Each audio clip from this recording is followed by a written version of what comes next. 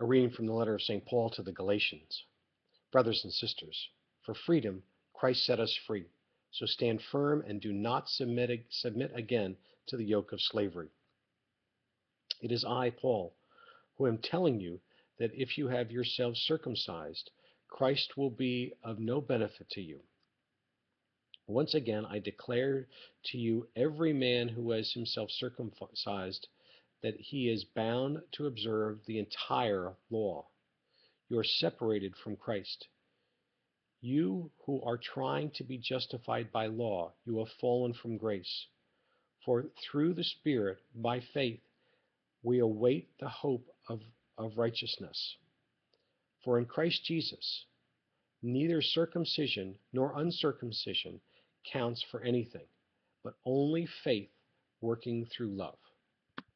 The word of the Lord. Hi. Today's reading from the letter of St. Paul to the Galatians has a timely message, yet an unorthodox way. During the time of Christ, one of the civilized ways Christians and Jews were separated from others was circumcision. Paul's point in this reading is that it is not by circumcision alone that we are followers of Christ.